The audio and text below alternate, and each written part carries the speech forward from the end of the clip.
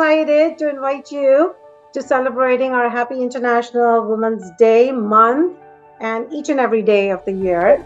And I just want to remind you, you all do a freaking good job. So let's not forget that, right? We're here to encourage each other, rise each other up, and actually, just not that, to share the light and spread the cheer. I think it's very important. And thank you so much for trying to be that light which I found in you. And that is why you're here on the panel with us at Intelliswift. So thank you so much. I do want to invite you to talk today a little bit about what do you think and what does this mean to you, celebrating International Women's Day? What does it mean to you, the organizations you work for, and how can we just not leave it to a celebration? How can we actually make this a call to action? Could this be something that we can actually make a difference in the world that we reside in our personal and professional? And how can we bring that change about into the equality or any other method that you feel is measurable to make that impact? Just not leave it to a celebration. So let's make it a call to action. So I'd go with Priya, if you want to take that. Sure. I think my story, forget about Women's Day and everything. I'm born in a family of 4 daughters, being the youngest, in a very small town where there is a lot of focus on education. And my dad, poor dad, a professor with five women around him, including his wife, which is my mother. We've seen it all, right? What it means to break barriers and what is the impact of a girl having the belief in herself. What it can achieve is something that our family has shown in real life. All the 4 daughters are professionally qualified. Kudos to my parents. 1 doctor and 3 engineers. And this is like in 1970s era. And then there was not even once an inhibition from my parents to say the normal course of life. You have to study, you have to go to a job, you have to get married. I said I want to be a single because I moved to US in mid 1990s, lived in Chicago, and I said I'm going to be single because I got inspired with so many friends, and my parents, coming from a very humble family with a lot of relatives and from an Indian culture, people who know that, it's unheard of. My dad said, are you sure? Tomorrow don't curse us that you're going to be alone in your life, battling everything. Are you sure? I said, I'm very sure. And today I just completed 52 months back. I think I've lived up to it. I am the boy of the house. I live with my parents. They don't live with me. I want to be politically correct in my statement. And the financial freedom, things that I can do, little things for them in return for everything they have sacrificed, is what a house can do, a city can do, a country can do, and the economy can do. So that's the positivity that I want to share today, that believe in yourself. Everything else will. And that's Priya for us. So that was a great segue into introducing yourself, Priya. Naomi, if you could please introduce yourself and let me know what your thoughts are about International Women's Day. Yeah, I'm Naomi Donaldson. I work for Fiserv, as you see here. I'm a product manager, director of product management at Fiserv. And I'm born and raised in the U.S. To a family of meager income with 5 kids, and all of us are pretty back to back. So to be able to celebrate Women's History Month and look at that not just from what we see in the US, but also from an international perspective is really important to me, because it makes us, I think it's an amazing time to take pause and to look at the strides women have made in our ability to even, get an education, to work outside the home. I looked up that it wasn't until 1974 that women in the US could have a bank account in their own name. That's not that long ago, right? And look at where we are now. All of us are working women.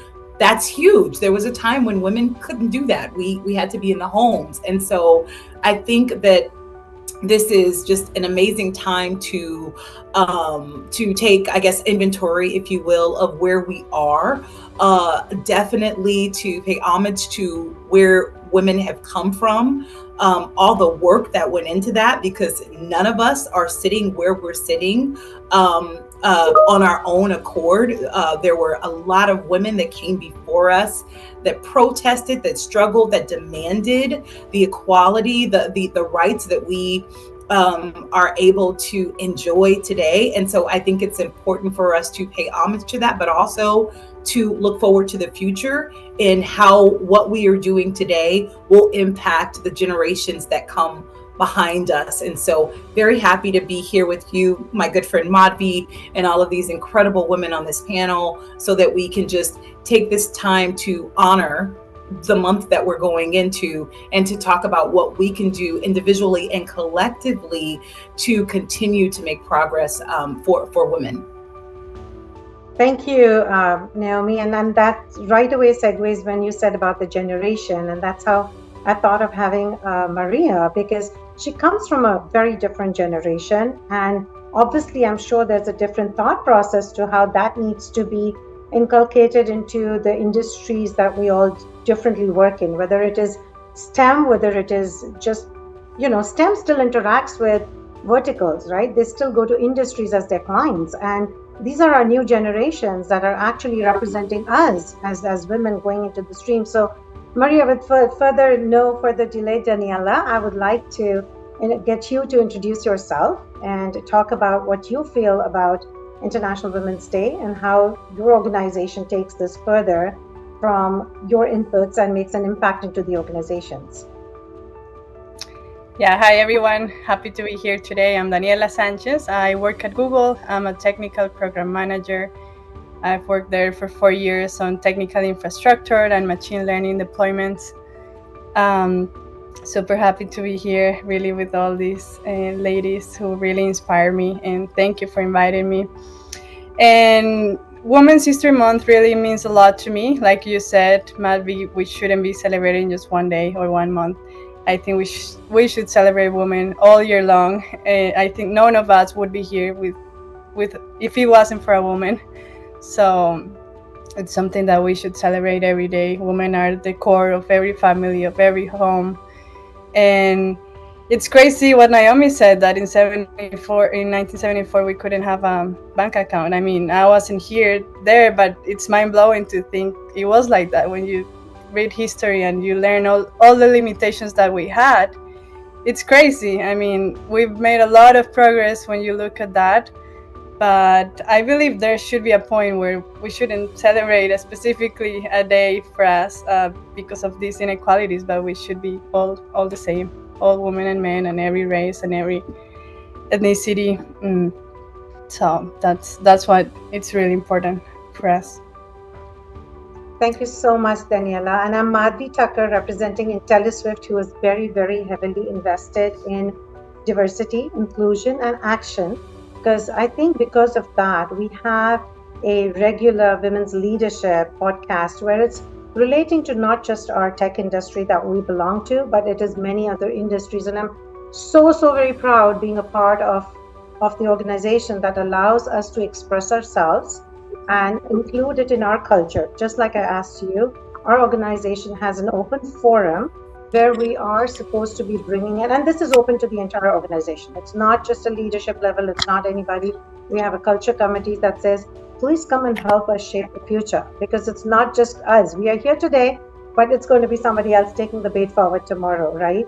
So with that, when you spoke about ethnicity, Daniela, I want to ask mindfully so that how do you all think the race, ethnicity, and socioeconomic situation plays into our current scenario, right? And how does measurement tracking to that be an important part? And I know data is something that everybody talks about, but how is it that it gets measured? And in your organization, what do you think can be done differently? Or is there a mechanism that one can put in place? And Naomi, if you can talk a little bit to that. Yeah, so when I think about how race, ethnicity, plays a role in what we're seeing now. I think that one, it's just essential to have diversity. Studies have shown, countless studies have shown how having people from diverse backgrounds, whether that's culturally, socioeconomically, even from an educational perspective, it just really gives you a more well-rounded perspective and view on how you can, if it's developing products, if it's customer support, whatever it is you're doing, to be able to get perspectives from different types of people is really going to benefit you. And so I think that when the importance of that, I just cannot be understated. But I think when you look at our respective organizations, from the very top person down to folks that are just now entering into their careers at entry level, right? Visibility matters. Representation, we hear this all the time. Representation matters. A lot of us, our decisions to enter into our respective careers and doing what we're doing, to Priya's point earlier, it was about what we saw either in our homes or what we saw, the visions of folks that we saw growing up on television, and if you didn't see anyone who looked like you, then you probably didn't really have a lot of options that you felt that you could go into, right? So if you didn't see a professional woman working outside of the home, and you only saw women who worked inside the home, not that there's anything wrong with that at all, but you probably didn't know that that was an option for you to get an education and to work outside the home. And so even when you do get inside the home, though, if you don't see female executives, if you don't see people of diverse, culturally diverse executives, you may not think that you have the ability to move upward in that company. So I think from all levels, again, domestically, internationally, representation matters. There's a quote: if you see it, you can be it. You see that, and that's something for you to strive for. I think Fiserv does an amazing job at this, by the way. We have diversity, women representing from the very top of the organization. We have professional women networks. Internally, we have leadership programs preparing women for those more executive roles inside the organization, really investing with our Women Impact Network, investing in the workforce there at Fiserv, and also with our support of external organizations that are doing the same thing. And so that's something I'm really proud of, through mentorship and all that stuff that the company offers, so that again, people have representation that and also visibility, something they can look at and aspire to. Thank you. Priya, I know you've come from the corporate background and you moved into different areas, and now you are even involved with a startup. So is there something in that journey that you think, is there something you did not address and thought it's better for me to walk away and do my own, versus in your experience, were you able to address a difficult situation in your corporate career and make a difference, bringing that subject, which might be something most people don't bring up, but bringing that up to a corporate level and actually making an impact on what you probably were able to voice being a leader in that organization? Very good question, because it all starts with your belief, your system, what you believe in, and as Naomi said, it starts at home, right? People who you're surrounded with, and that's the culture that you want to embrace. And for me, it's okay to be surrounded with women and still be appreciative of what a woman is made of, which is emotionally very fragile. What I thought is a weakness actually was a strength to me in my corporate career. My client said, "We want Priya because she works from her heart, not from her mind." When people said she works from her heart, she's emotional, I thought it's a career delimiting stuff for me. Okay, I'm not like a guy. I don't work out of brain. I'm too attached with people. I treat my people as my family. especially when you're single, your team members. So some of the strategies that you deploy as a vision, what is the purpose? Why am I doing this job? What am I going to achieve? I think every person, male or female, and in fact more for male, I'm sure they have sisters, mother. Obviously, every child will have a mother, so it's a woman, right? They all have that quality. It's how to nurture and make sure that they're all heard of in meetings. Give them a voice. I have seen that people cutting off in 1995 in Chicago. It's actually it's the male chauvinism, I call. Some people who are actually making the environment hostile by not hearing out everybody's view. It comes to women and they say, enough, we are done for the day, let's call it a day. And this is like from the same culture, people from the same culture, different gender, it's just the exposure that they have. So coming back, and as I was creating a business unit in 2001, I said, I have a goal of making 50% of my workforce to be women. So I'm going to hire for that. And I'm going to engage with them. And the biggest thing that I saw was 3 to 5 years, they get engaged, they get married, they have a child, they have a career break. It's very sad. And once they have that, they lose out. It's not fair. It's not their mistake.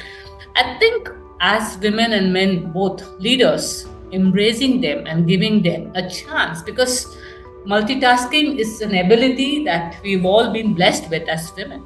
So use your people who say it's your negative as your strength. Like emotional thing was, even today, if you go back to my 300 clients in North America, they'll say Priya means emotion. She doesn't leave it. And that's what I thrived upon, because I was very passionate about why I'm doing this. And that's what I wanted to empower people, both men and women, to say that don't presume that this is all you can do. And I'll talk about my personal belief in a later stage on what is your goal? Why are you doing this? What is your passion? And if you put all of it in perspective, you can create your own firm. I know so many startups across the world where it's not about man or women, it's about your belief, the belief system that helps you grow. And it could be in your job. You have to say that I'm here for a purpose. It cannot be my boss is asking me to do and hence I'm doing. If that's the purpose, then you will not be able to make an impact, is what I would like to summarize. Nothing to do with female per se, but it is helping you to put strategies, right, at a corporate level, learnings. And that vision helped even today, the biggest workforce in that business unit, 50% women. So many women leaders and people who have taken a career break. And if one person can make an impact in a 300,000 member organization, imagine if everybody does that across the globe. You will have many more Michelles and Indra Nuis and whatnot. Michelle Obama, I meant. She's one of my favorite, by the way. Go ahead. Over to you, Maz. Sure. Daniela, I want to ask you, while you coming from the generation from from a graduation into the workforce, how did you find barriers or did you find more allies in your journey? And now that you are also representative of a very strong Latina community that you actively participate in, do you take this forward to your community, as to what is it that you're learning at your organization, making an impact, or the barriers that you are having? How do you share and shine with what you are actually experiencing? Because you probably are blessed to have gotten that opportunity. And how can we spread that around? Absolutely. Yeah, when I first entered the workforce, I faced many challenges, many barriers as being the only woman. I work in supply chain and technology. I was the only woman in my team, the only Latina, mainly there was white people on my team as well, and I was the only young person as well. So it was like hard to connect with my coworkers at first, but then I got to learn more about the ERGs, which is something great that many companies have, and my company had at that point. So I got to connect with many other Latinos. The name of this ERG was called Conexión, and I was able to be a leader there. I became a leader in Conexión and got to meet many senior leaders. It is a great opportunity that I would recommend to anyone joining any organization. You can always join many groups And that gave me so much exposure. I got a lot of mentors and great people that I got to meet through this ERG.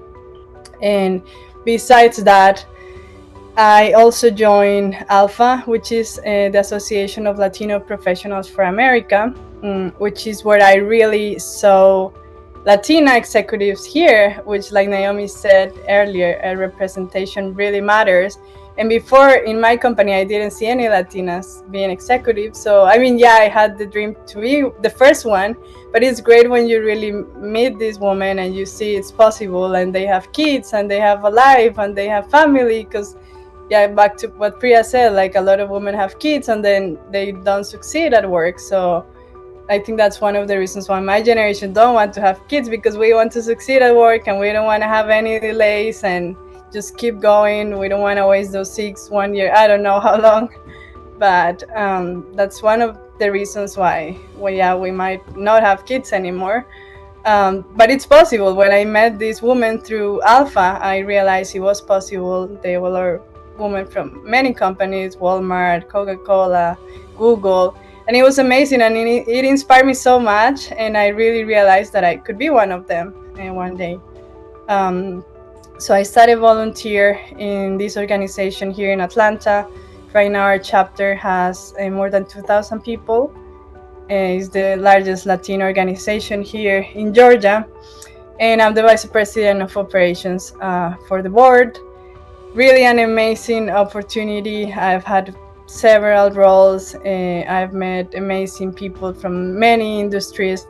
So that's something that I also encourage others. We also mentor some students who are also coming to the workforce. And so I always encourage everyone to join those organizations, those non-profit organizations, ERGs. There are many ways that we can connect with others and learn outside of our own group at work. Thank you, Daniela. Naomi, I have a question for you. What barriers have you overcome?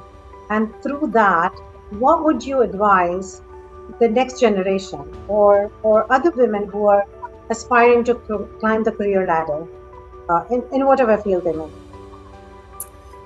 Yeah. So what barriers? So, I'm implicit bias absolutely exists. I know that some people who feel like they haven't experienced that will question whether or not it's a real thing. It's a real thing. Full stop. And so with that, I can't hide it. I'm African American. I'm a woman. To Maria's point, I was in the room with folks, straight out of college. So with executives, and often I was the youngest person in the room, the lowest ranking person in the room. And with that, there are a lot of assumptions that are made about what you do and don't know. And also, why are you there, right? Are you there to get our coffee? Are you there to take our notes? Or are you there to be, a contributor to the actual conversation? And so I think the biggest barrier for me was my own confidence. So we can talk about external factors and how that pours into you, but I can tell you that the Naomi today is so different from the Naomi back then. I could absolutely walk into the room and be the only woman and the only African American and the youngest person in the room, but I know what I know. And no one can take that from me, right? So it's a completely different version than what they would have gotten before. Of course, when you're younger, when you're fresh into your career, if you haven't been in those types of settings before, there comes that insecurity and you start to question yourself. But the more you know and the more confident you become in walking in what you know, that's something that can't be taken from you. It's something I say to people all the time, that once you find your voice, you won't lose it. And I think any of us who found it, it is so liberating. It's amazing. And so, you have other people and their opinions. And even now, there are people who, no matter what stage you are, look, I'm seeing that with female executives that I admire and that I think are doing such amazing work. When I talk to some folks, I hear them downplaying their successes or attributing it to something other than their hard work.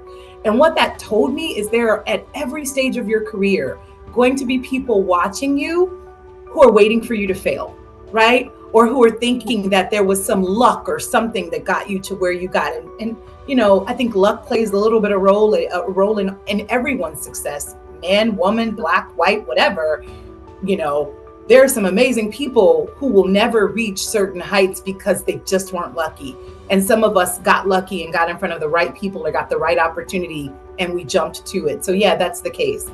But at this stage of my career, I'm less impacted by the external factors. I control what I can, which is what I know and how I show up. And so those barriers existed because I allow them to have more of an impact than they should have. But after years of experience, years of learning more and being resourceful and, being curious, intellectually curious, asking a lot of questions, dumb or not, I don't have those barriers anymore. So, the numbers say what they say.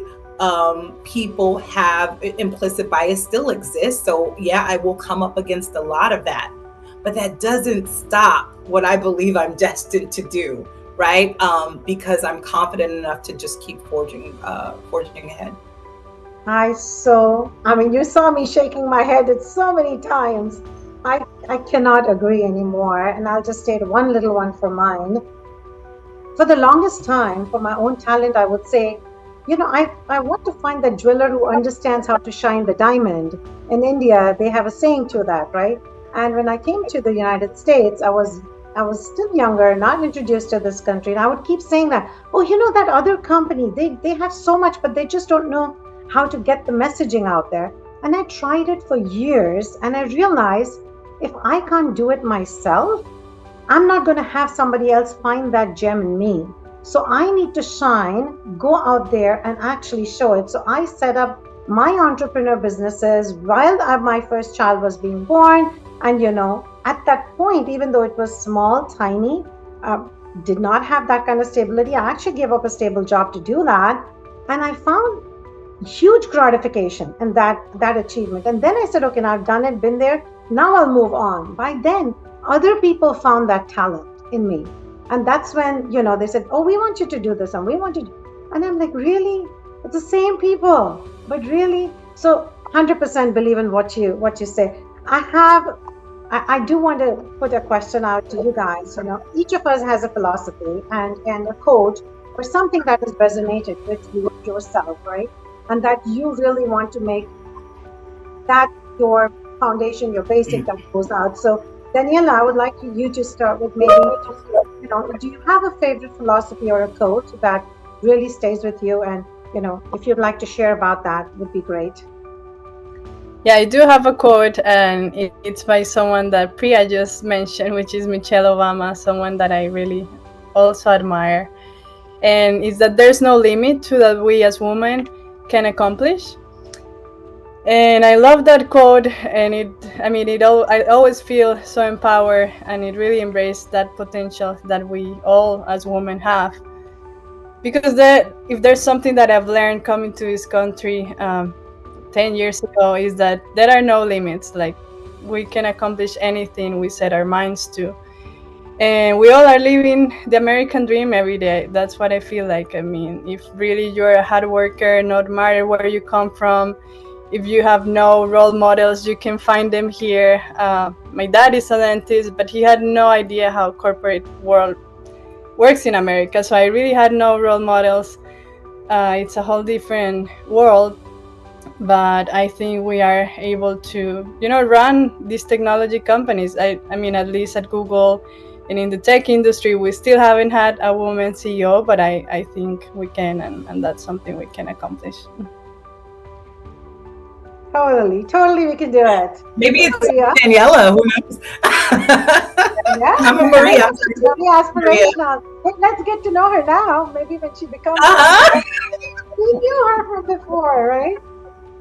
Priya, your favorite philosophy, quote, or something that you really believe in? I think Naomi touched upon that. Self-belief is the best, right? And it all starts with your own. And just trust one thing, right? you have to love yourself. Nobody's going to love you more than yourself, right? So believe and love yourself. When you say love yourself, take care of yourself, because women don't give importance to their health. I was one of the very first people in Chicago in a cold winter to go and subscribe for a gym, and I was the only female member. This was like in 1990s. They said, "Oh, women don't do weightlifting. Are you sure you want to do this?" I said, "Yeah, I'm sure I want to do this." Oh my God. And today, I know it looks funny, and success doesn't come, right? People looking at my LinkedIn profile might say that, wow, she's so rosy. I've had several fall downs, several failures. But what made me stand out is the resiliency. It's okay to fall as long as you get up the next day. The sun rises no matter what. It rises in the east, sets in the west. It does again and again and again. And that something made me very strong. Yes, I have failed, but you know what? It's not a failure. It was a learning. I did not succeed, but I learned something in that process. So if you go back in my career history, I've had big 5 failures.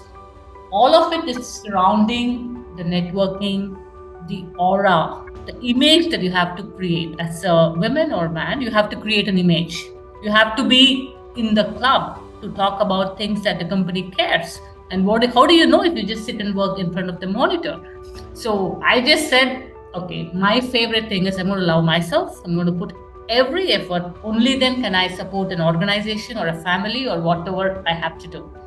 And I think I agree with one important philosophy, that is, if you do what you love, not because somebody is forced, everything else will follow. Just pick up something. And I picked up something at the age of 50 to do a fintech startup. You guys might be laughing, what the hell is she saying?